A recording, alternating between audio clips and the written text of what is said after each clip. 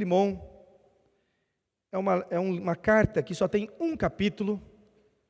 Então, você vai ler a carta inteira comigo. Carta de Paulo a Filemon, os 25 primeiros versículos, porque são só 25 mesmo.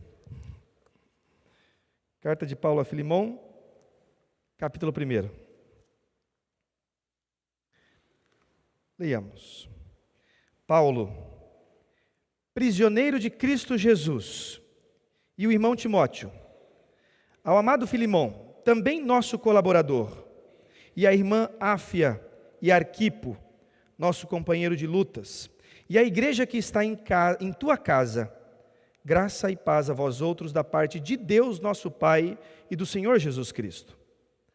Dou graças ao meu Deus, lembrando-me sempre de ti nas minhas orações, estando ciente do teu amor e da fé que tens para com o Senhor Jesus e para com todos os santos, para que a comunhão da tua fé se torne eficiente no pleno conhecimento de todo o bem que há em nós para com Cristo. Pois, irmão, tive grande alegria e conforto no teu amor, porquanto o coração dos santos tem sido reanimado por teu intermédio, Filemon. Pois bem, ainda que eu sinta plena liberdade em Cristo para te ordenar o que convém, prefiro, entretanto, todavia, solicitar em nome do amor, sendo o que sou, Paulo, o velho, e agora prisioneiro de Cristo Jesus. Sim, solicito-te em favor do meu filho, Onésimo, que gerei entre algemas. Ele antes te foi inútil, atualmente, porém, é útil a ti e a mim. Eu o envio de volta, em pessoa, quero dizer, envio o meu próprio coração. Eu queria conservá-lo comigo, mesmo para em teu lugar me servir, nas algemas que carrego por causa do Evangelho. Nada, porém, eu quis fazer sem o teu consentimento, para que a tua bondade venha a ser como que por obrigação, mas de livre vontade. Pois eu acredito que ele veio a ser afastado de ti temporariamente, a fim de que o recebas para sempre, não como escravo, antes muito acima de escravo, como irmão caríssimo, especialmente de mim, e com maior razão de ti, quer na carne, quer no Senhor. Se, portanto, me consideras companheiro, recebe-o, como se fosse a mim mesmo. E se algum dano te fez, ou se te deve alguma coisa, lança tudo na minha conta. Eu, Paulo, de próprio punho, o escrevo, eu pagarei, para não te alegar que também tu me deves a ti mesmo. Sim, irmão, que eu receba de ti no Senhor este benefício, reanima-me o coração em Cristo.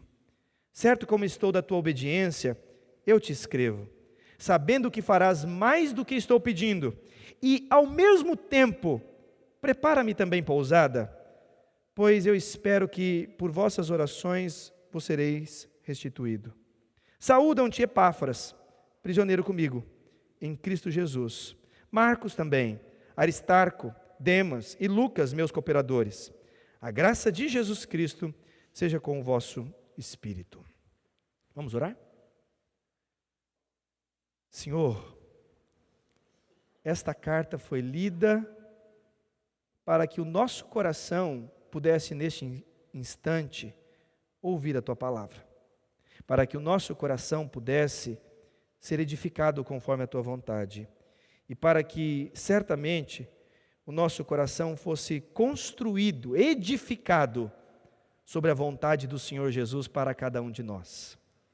Ensina-nos hoje a pensar como o apóstolo Paulo, a viver como o apóstolo Paulo, sempre olhando para Jesus Cristo e o tendo a Deus como Senhor nosso, para todo sempre. Amém. Vocês já pararam para pensar como o mundo é pequeno? De vez em quando nós estamos numa grande cidade, em meio a uma grande multidão, uma multidão certamente desconhecida. Imaginem-se às 6 ou 7 horas da manhã, chegando no metrô Jabaquara, e tendo que atravessar a cidade de São Paulo no horário de rush. Já passaram por isso alguma vez?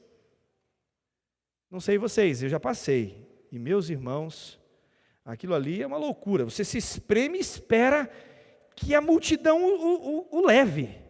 Porque se você por si mesmo, você não consegue entrar ali dentro. Ali você tem ideia de como se sente dentro de uma lata de sardinha. Terrível. Mas imagine você em meio a uma multidão como esta, e de repente, você começa a conversar com alguém, puxar papo com alguém. E quando você menos percebe, você nota que esta pessoa tem uma ligação com você.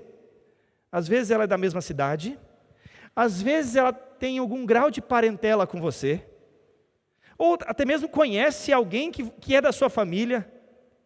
Esta semana eu fui visitar uma família da nossa igreja, aí ela estava dizendo assim: Luiz, você não sabe, o avô da sua esposa trabalhou com meu pai. E aí começa, a puxar o saudosismo e a história, as lembranças, aquela coisa toda. E a gente foi lembrando, lembrando não, porque eu não conheci, mas eu fui ouvindo daquelas histórias. Como num mundo tão grande e numa única visita, algo singular como isto acontece. O mundo é muito pequeno. E coincidências dessa natureza ocorrem todos os dias. Mas foi assim, eu imagino, que Onésimo se sentiu quando ele conheceu o apóstolo Paulo. Eu não sei se vocês conhecem a história de Onésimo. Eu estou pregando com as mãos livres, é diferente isso, não é? Vocês talvez não notem nenhuma diferença, mas para mim aqui ficar com as minhas mãos não segurando o microfone é diferente. Então, o que eu faço com as minhas mãos nessa hora agora? Tenho nem ideia. Se eu fico segurando a minha barriga, os jovens depois vão ficar zoando com a minha cara. Se eu fico com a mão de lado, eu me sinto uma estátua. O que eu faço, Daniel? Solta. Sem soltar demais, né, Daniel? Muito bem. Eu fico me perguntando, como é que Onésimo se sentiu? Onésimo era da cidade de Colossos, uma cidade na Ásia Menor. E diz a história bíblica que por alguma razão ele provavelmente rouba o seu senhor, ele causa um grande dano, e ele sai da sua cidade, fugido, como escravo que ele era, de Filimon, e vai parar na cidade de Roma. E o que ele queria fazer em Roma? Você talvez saiba. O que uma pessoa que foge de uma cidadezinha pequena em direção a uma cidade grande pretende? Pretende viver escondido, no meio daquela grande multidão, na maior cidade do império, para não ser pego. Porque se fosse pego, ele seria levado de volta para o seu senhor, e se não encontrassem o senhor dele, ele seria levado à forca. Então, ele foi tentar viver às escondidas, depois de causar um grande prejuízo. O que ele não esperava, entretanto, é que fosse pego, e sendo pego, fosse parar dentro da prisão, enquanto localizavam o senhor dele. Na prisão ele vai dividir cela com 2 criminosos. Primeiro criminoso, o apóstolo Paulo. Segundo criminoso, Epáfras, pastor da igreja de Colossos, lugar onde o seu senhor congregava. Ele sai fugido da sua casa e cai no colo de Deus, sem saber que por tudo isso o Senhor o conduzia para transformar a vida dele, o coração de Filimon e a nossa vida nesta noite. Porque se este episódio não tivesse acontecido, meus irmãos, Filimon não receberia esta carta que o apóstolo Paulo escreveu e fez com que o próprio Onésimo, o escravo fugido, entregasse na mão de Filimon. Por isso, nesta noite, nós vamos pensar acerca deste tema, da atitude que o Senhor espera, deseja de cada um de nós. Esta carta para nós é muito significativa, porque ela não fala diretamente de quem é Jesus. A carta de Filimon não fala do Evangelho de Deus, mas nos traz profundas e grandiosas lições de uma perspectiva, de uma cosmovisão genuinamente cristã, genuinamente bíblica. E é isso que nós vamos ver nesta noite. Esta atitude que o apóstolo Paulo espera de Filemon, do destinatário da carta. Porque Onésimo sai da prisão com os guardas e ele foi entregue ao seu senhor. E nessa entrega, ele leva consigo a carta do apóstolo Paulo. A primeira coisa que eu quero destacar desta atitude que o Senhor espera de nós, é que ela sempre responde em amor. A atitude que o Senhor espera de nós é aquela que responde em amor. Você está com a sua Bíblia aberta? Vou precisar dela, para que você compreenda o que eu estou dizendo. Olha o versículo 8 do capítulo 1 e único capítulo de Filemon. Aliás, a partir de agora não vou falar mais capítulo, vou dizer Filemon 8, e você já sabe que é o versículo 8, porque é assim que a gente faz quando só tem um capítulo, a gente fala o versículo direto, está certo? Filemon versículo 8, pois bem, ainda que eu sinta plena liberdade em Cristo para te ordenar o que convém, prefiro todavia, preste atenção, solicitar em nome do amor, sendo o que sou, Paulo, o velho, e agora até prisioneiro de Cristo Jesus. Sim, solicito-te em favor do meu filho Onésimo, que gerei entre algemas. Olha que lindo isso, meus irmãos. Quem era o apóstolo Paulo? Eu acabei de dizer a resposta. Ele era apóstolo. Vamos mudar. Quem era Paulo? Ó, vocês estão bons de Bíblia. Ele era apóstolo, chamado por Cristo Jesus, apóstolo dos gentios. O que significa isso? Que ele seria levado em missões para aqueles que ainda não criam e não conheciam acerca de Jesus. Não eram os judeus, eram os de fora do judaísmo. Ele era, neste momento histórico que ele estava escrevendo a carta, talvez o maior líder da igreja daquela época. E ao invés de dizer, Filemon, meu filho, receba Onésimo e o perdoe, eu te ordeno fazer isso. Eu quero que você faça dessa forma, porque eu tenho autoridade para fazer isso. É assim que ele escreveu? Foi assim ou não foi? Não foi. Ele escreveu, Filemon, preste atenção nisso, eu, Paulo, o velho, preso aqui, Filemon, mas não preso de Nero, não preso em Roma, eu sou prisioneiro de Jesus Cristo, porque se eu estou aqui, Filemon, eu estou porque o Senhor Jesus me conduziu até aqui. Eu, Paulo, o velho, prisioneiro de Jesus Cristo, me sinto em plena liberdade para te pedir isso. Eu te solicito em nome do amor. Receba, Onésimo. Há um ditado chinês, meus irmãos, que diz que você pega mais moscas com uma gota de mel do que com um barril de fel. Fel é uma substância amarga, bastante amargosa. Preste atenção. Ele podia usar da autoridade dele, mas olha o princípio que ele está nos ensinando aqui. Ele está nos ensinando a não ordenar, a não exigir, mas mesmo com autoridade, ele nos ensina a solicitar, a pedir, educadamente, com carinho, com um amor fraternal. Veja, como isso é fantástico, porque isso funciona num casamento. Ah, eu sou o marido, vem aqui minha mulher, minha esposa. Como é que você chama a sua esposa? Aí por vezes aqueles homens brutos, fala de qualquer jeito com a mulher, acha que pode dar ordem. E o contrário também é verdadeiro. Quantas esposas, num determinado momento, nos seus maus dias, começam a dar ordem, gritar. Veja aqui, eu solicito em nome do amor. Imagina a relação de pais e filhos como mudaria. O pai e a mãe têm autoridade sobre os filhos, mas imagina não exigir, mas ensinar em nome, solicitar em nome do amor. Agora eu lhes pergunto, se o apóstolo Paulo solicita em nome do amor, o que é que se espera de Filemon? Ele era o destinatário da carta, certo? O que se espera dele? Espera-se que ele responda em amor. da mesma forma.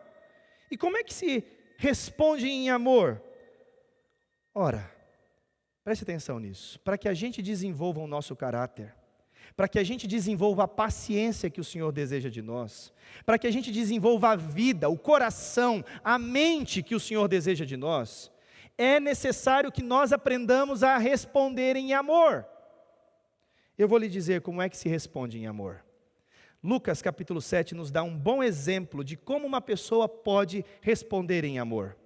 Lá no versículo 36 do capítulo 7 de Lucas, nos conta a história de um fariseu que chama Jesus para vir jantar com ele.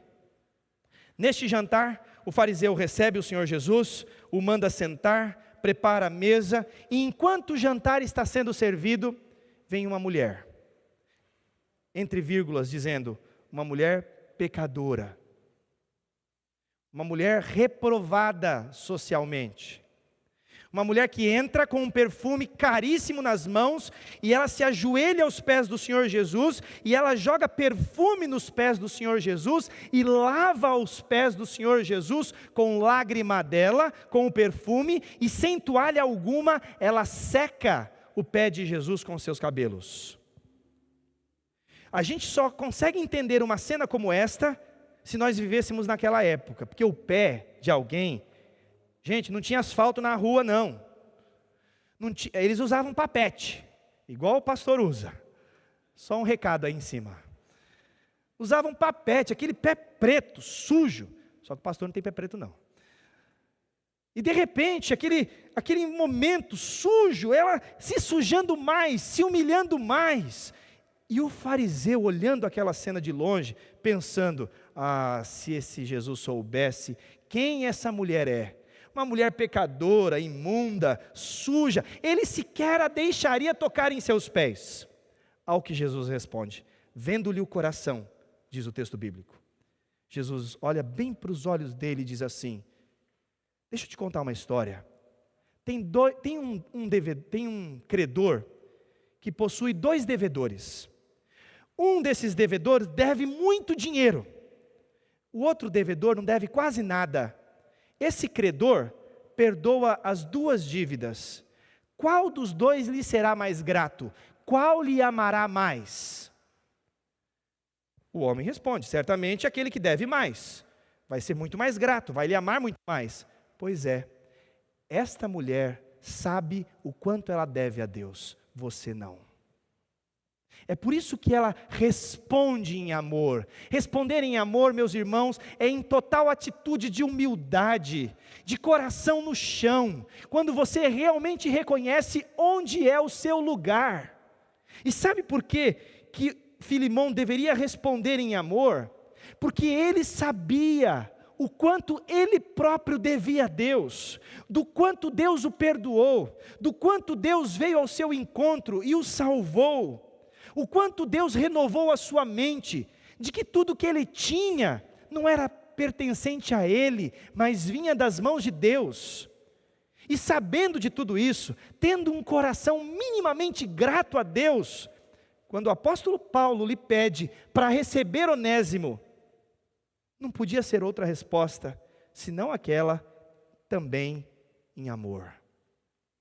Sabe por quê que por vezes nós somos tão grosseiros, tão maldosos nas nossas falas?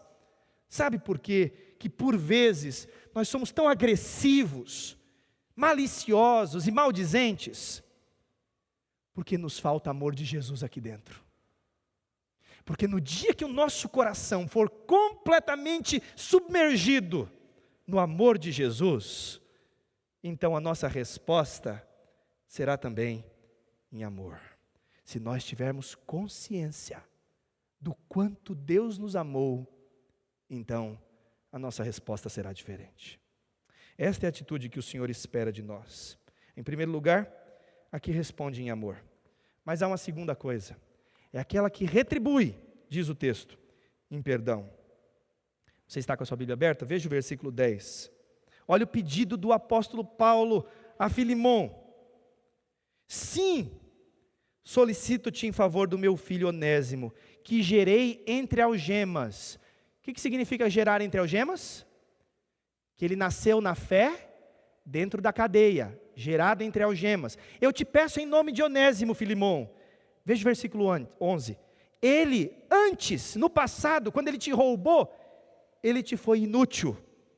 Atualmente, porém, é útil a ti e a mim, porque agora ele é nosso irmão. Ele é útil. Só existe uma maneira de alguém que antes foi inútil, passar agora a se tornar útil. E essa pessoa precisa passar pela porta do perdão do seu coração. Porque quando você não perdoa alguém, quando eu não perdoo alguém, sequer olhar para a pessoa eu consigo, ainda mais tê-la como útil ao meu lado. Era isso que Paulo estava pedindo a Filimão. Filimão, você precisa perdoar Onésimo. Você precisa tê-lo com você. Se Paulo estivesse pedindo isso, por exemplo, para um irmão fraco na fé, eu entenderia.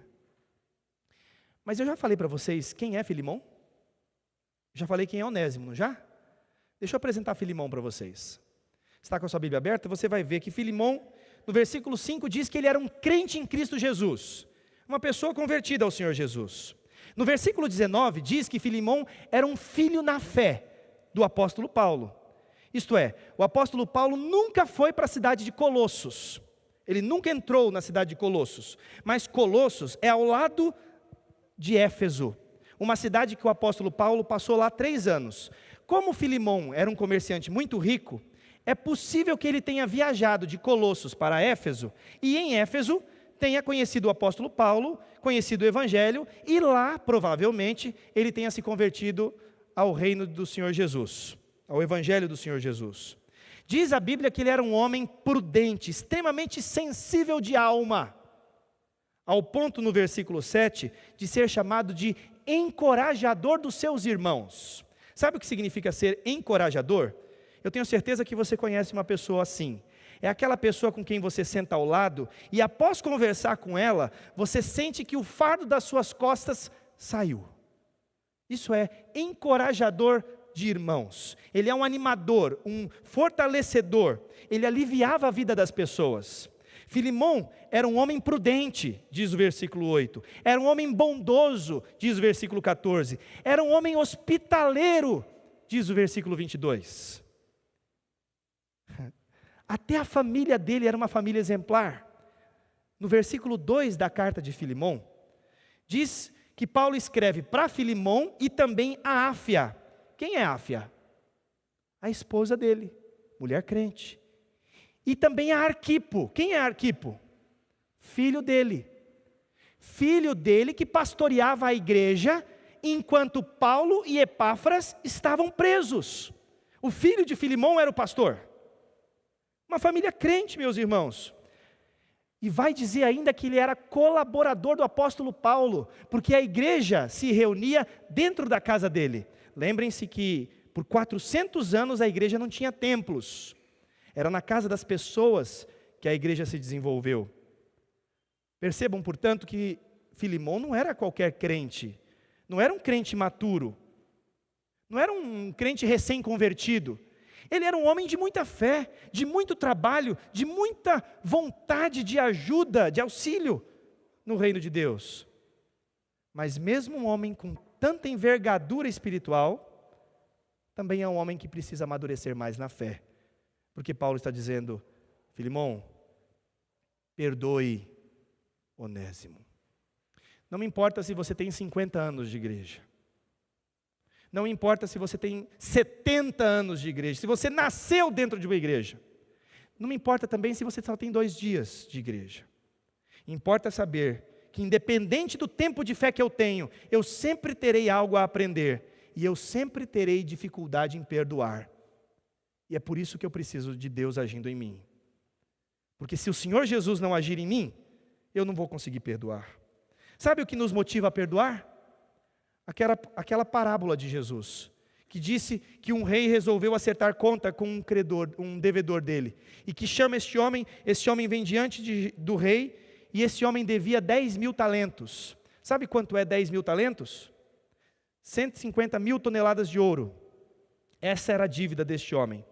E este homem diz assim: eu vou lhe pagar, senhor rei, não me manda para a prisão, não me venda como escravo. E o rei lhe perdoa. E ele sai dali, e diz o texto que ele vai para a feira, está lá em Mateus capítulo 18. E na feira ele encontra uma pessoa que também lhe devia, mas lhe devia 3 salários mínimos. E quando ele vê a pessoa que lhe devia, ele pega a pessoa pelo colarinho, ele aperta o colarinho e diz assim: me paga o que me deve. Eu vou lhe pagar, mas espera um pouco. E ele disse: não, você vai para a prisão agora. E assim o fez. Um homem perdoado de tanto não foi capaz de perdoar tão pouco. No fim das contas, o rei o chama, o manda para a prisão e diz: o Senhor Jesus, se da mesma forma nós não aprendermos a perdoar aqueles que são nossos irmãos, tão pouco Deus nos perdoará. Nós pecamos contra Deus, nós somos sujos, nós somos pecadores, nós estamos distantes de Deus, mas o próprio Deus veio ao nosso encontro, o próprio Deus morreu por nós, pagou a nossa vida, Ele pagou a nossa dívida. Como é que nós, sabendo do perdão que recebemos de Deus, não somos capazes de perdoar aqueles que erram conosco por causa de dinheiro, por causa de uma palavra mal falada, entre aspas, maldita? Gente, a atitude que o Senhor espera de nós é esta, que aprende a responder em amor, a retribuir com perdão, porque o Senhor Jesus nos perdoou. E por fim, a terceira e última lição, é aquela que reproduz, na prática, o Evangelho de Jesus. Para mim, é a parte mais bonita do sermão. A que mais, só de lembrar daquilo que eu estudei para poder lhes dizer isso, o meu coração ferve aqui dentro. Preste atenção naquilo que para mim é a parte mais importante desse texto. Olha o versículo 15 de Filemão. Pois acredito que ele, Onésimo, veio a ser afastado de ti temporariamente, a fim de que o recebas para sempre, não como escravo, antes, muito acima de escravo, como irmão caríssimo. Irmãos, na época que Paulo vivia, preste atenção, vocês estão estudando aí no ensino fundamental e médio, século I depois de Cristo, na época que Paulo escreveu esta carta, falar de abolição de escravatura é impensável, é loucura. Falar de libertar escravos numa época que se lutava para ter escravos. Você podia se tornar escravos de 3 formas diferentes. Se você fosse prisioneiro de guerra de uma nação, você viraria escravo. Se você fosse incapaz de pagar as suas dívidas, você se tornaria escravo. E se você fosse escravo e tivesse um filho, terceira forma, por nascimento o seu filho nasce escravo. Ou seja, ser escravo era uma condição normal daquela época. E o apóstolo Paulo está dizendo assim: meu filho, eu acredito que Onésimo foi afastado de você temporariamente. Temporariamente. Sabe por quê? Para que você o recebas depois, agora, para sempre. Quando Onésimo te roubou, Deus já estava conduzindo. Quando Onésimo fugiu, Deus o estava conduzindo. Quando Onésimo chegou em Roma e decidiu ficar em Roma, Deus o estava conduzindo. Quando Onésimo foi pego e preso, Deus o estava conduzindo.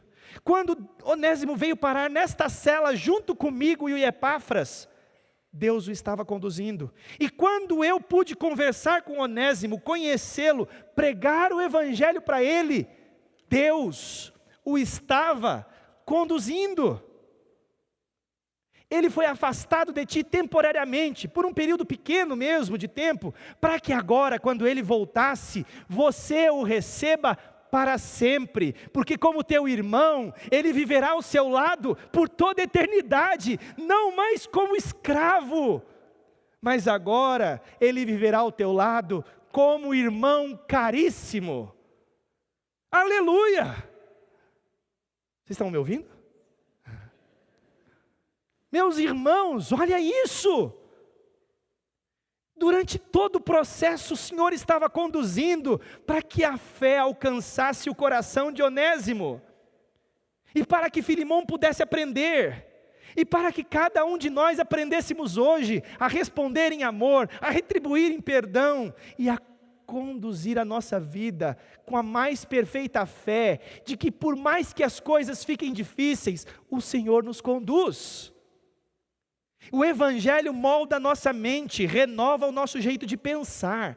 Em outras palavras, o apóstolo Paulo está dizendo: Filemão, não pense com os valores deste mundo, não haja com base na cultura que você está pertencendo. Pense com os valores do reino de Deus, pense com a mentalidade de Cristo, renove a sua mente, pense nas coisas do alto, viva todos os dias com essa intenção de praticar o Evangelho de Jesus Cristo. Para isto nós fomos chamados. Filemão, saia do seu lugar neste momento, e quando você der alguns passos à frente, receba Onésimo como seu irmão caríssimo. Isso é uma loucura para a época, mas é o poder de Deus na vida de Filemão. É lindo, não é? Eu não tenho como estudar um texto desse e não ter o meu coração completamente emocionado. Nem precisou falar de Jesus mesmo. Só precisou nos mostrar o quanto uma vida transformada por Jesus pode agir. Então, querido adolescente, quando você estiver lá fora e de repente, em algum momento, seus amigos lhe cercarem e começarem a lhe incentivar a beijar sem compromisso, a ficar com qualquer pessoa, a ter relação sexual, ainda que seja sexo rápido, ou não sexo de penetração, mas pequenas carícias sexuais, não pensem com essa cultura, não ajam desse jeito. O Evangelho é capaz de transformar a vida de vocês. Jovens, da mesma forma. Quando vocês estiverem na universidade, quando vocês estiverem diante de situações que lhe exigirão ser honestos, íntegros, fiéis, homens e mulheres de Deus, ajam desta forma, porque o Evangelho transforma a sua mente. Você que tem mais de 20, 30 anos de idade, quando você estiver em dúvida se realmente vale a pena manter o casamento, porque o casamento por vezes é muito difícil, eu sei, a Dani que o diga, coitada. Eu sei que é, mas pense, casamento é plano de Deus, é o melhor para nós. O que eu preciso fazer para restaurar? E quando eu estiver com o coração explodindo de raiva, porque o meu dia está indo mal, e diante do trânsito, naquela fechada absurda, ao invés de eu reagir com aquilo que eu sinto, eu devo pensar: o Senhor está conduzindo o meu dia. Isso é renovar a mente. É você permitir que a Bíblia molde a sua cabeça e lhe faça agir da forma como Deus quer. E quando você for lidar, inclusive com o luto da pessoa que você ama, você se recordará que todas as coisas cooperam para o nosso bem. E que até mesmo a condução de cada pessoa da nossa vida é feita dentro da vontade de Deus. Não o receba como escravo, Filemão, o receba como irmão caríssimo. Eu quero terminar dizendo: eu te envio de volta a Onésimo, em pessoa, quero dizer, o meu próprio coração. Paulo dizendo: se portanto me consideras companheiro, recebe-o, Filemão, como se fosse a mim mesmo. Sim, irmão, que eu receba de ti no Senhor este benefício, reanima-me o coração. Paulo, o apóstolo dos gentios, o líder da igreja, o homem que teve um encontro oportuno com o Senhor Jesus Cristo, está pedindo: receba-o, não como escravo. Sabe por quê, Filemão? Porque não há diferença nenhuma entre o escravo Onésimo e entre o apóstolo Paulo. Não há diferença nenhuma entre o branco e o negro, entre o homem e a mulher, entre o presidente da república e o mendigo que deita em nossa porta. Para o Senhor Jesus, cada alma, cada coração tem a sua importância. Por isso, receba-o como se fosse eu mesmo, como se Onésimo fosse eu, Filemão. Receba-o como se você estivesse olhando para mim, porque o Evangelho de Jesus, que me transformou de um assassino em apóstolo, é o mesmo Evangelho que transforma um escravo fugido num irmão, é o mesmo Evangelho que transforma um ladrão num companheiro, é o mesmo Evangelho que transforma um fugitivo em alguém que volta à tua casa para lhe pedir perdão. Receba-o, portanto, Filemão, receba-o como a mim mesmo. E meus irmãos, o Evangelho de Jesus continua vivo hoje, porque o Senhor Jesus continua vivo hoje. E a motivação que temos de pregar aos irmãos lá fora, de ir em busca do perdido, é porque um dia eu também fui encontrado por Cristo. E não somente eu, mas cada um de nós que aqui estamos nesta noite. Com 5 para 6 anos de idade, a minha avó, com muito carinho, me pegou pela mão e levou a uma igreja presbiteriana.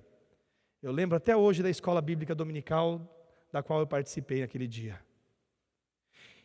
Eu saí daquela igreja, e eu nunca mais saí de perto de Deus. Eu fui parar dentro dos Testemunhas de Jeová, eu fui parar dentro dos Adventistas, e Deus me tirou de lá, conduziu a minha vida por estes lugares, para que aqui eu estivesse nesta noite. Meus irmãos, recebam Onésimo como se fosse o apóstolo Paulo. Recebam um mendigo daquela rua como se fosse o apóstolo. Recebam-o porque o Senhor Jesus disse que Ele próprio visitaria a sua igreja, sendo um mendigo, um encarcerado, alguém que o Evangelho pode alcançar, mas que se não fez ainda, é porque a gente está muito tempo sentado aqui e pouco tempo lá fora. Vamos orar? Ó Deus, Pai, Filho e Espírito Santo,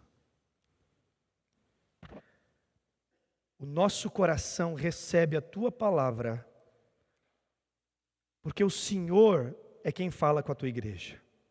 As Tuas ovelhas reconhecem a Tua voz, quando vinda do Senhor Jesus Cristo, e não do pastor, não do presbítero, não do líder, em absoluto, mas sim daquele que no alto fala a Tua igreja. Pai, eu sou um mero instrumento aqui, mas a Tua igreja deseja ser edificada pelo Senhor próprio, pelo Espírito do Senhor que falará ao coração de cada um de nós. Nesta noite, portanto, leva-nos em paz para as nossas casas, de tal forma que nós saibamos que a atitude que nós podemos ter daqui para frente responde em amor, retribui em perdão e, sobretudo, ó Deus, reproduz o Evangelho. Que assim o seja, em nome de Jesus, amém.